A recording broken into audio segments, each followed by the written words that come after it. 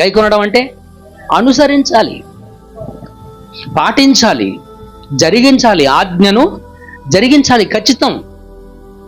అదేంటండి? అది ఖచ్చితంగా చేయాల్సిందే. ఆజ్ఞ అంటే అదే. మరి ఇంకా మీకు అర్థం కావడం కోసం చిన్న మాట చెప్తా. క్యాన్సరేగా ఏమవుద్ది హాస్పిటల్కి వెళ్ళకపోతే? ఏం కాదులే, మెడిసిన్ వాడకపోతే ఇంటికాడే ఉందాం అనుకుంటామా? ఖచ్చితంగా వెళ్ళాలి, ఖచ్చితంగా వెళ్ళాలి. ఓర్ని డయాలసిస్ ఏం కాదులే, ఒకరోజు చేయకపోతే, ఒకరోజు డయాలసిస్ చేయకపోతే ఏమవుతుంది? కిడ్నీ ప్రాబ్లం, డయాలసిస్ ఒకరోజు చేయకపోతే ఏమవుద్ది? ఇంటికాడ ఉందాం, ఏం కాదులే. పెళ్ళికి వెళ్దాం, ఏం కాదులే. పనికి వెళ్దాం, ఏం కాదులే. ఒకరోజు డయాలసిస్ చేయకపోతే ఏమవుతుంది? ఒకరోజు డయాలసిస్ చేయకపోతే ఏమవుతుందో కిడ్నీ ప్రాబ్లం వచ్చాడో తెలిసిద్ది. అవునా కదా?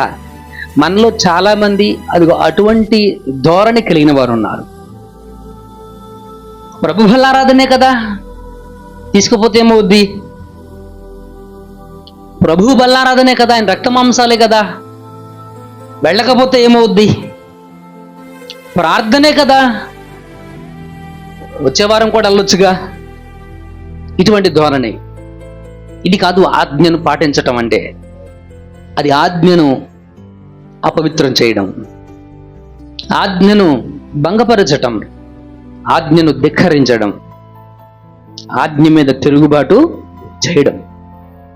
ఎందుకు మనం ఈ ఆరాధన చేయాలంటే మొదటిది దేవుని ఆజ్ఞను అనుసరించాలి.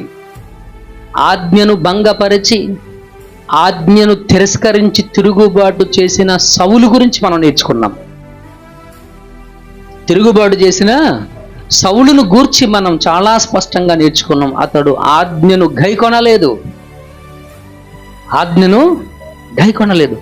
ఆజ్ఞను పాటిస్తేనే మనకు ఆశీర్వాదం ఉంటుంది. ఆజ్ఞను పాటించకుండా మనం ఇష్టానుసారంగా మనకు నచ్చినట్టుగా మనం ప్రభు బల్లారాధనలో చేతులు పెడితే మనకు ఆశీర్వాదం ఉండదు. అందుకే క్రీస్తునందు ప్రతి ఆశీర్వాదానికి వారసులుగా దేవుడు మనల్ని పిలిచాడని దేవుని లేఖనం చెప్తాడు. కాబట్టి యేసుక్రీస్తులో మనకు వచ్చేటువంటి దీవెన ఆయన ఆజ్ఞను మనం పాటించినప్పుడే మనకు వస్తుంది మిత్రులారా.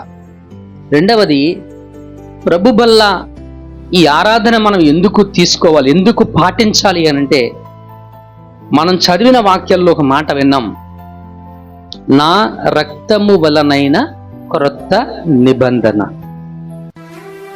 ఇదేంటంట?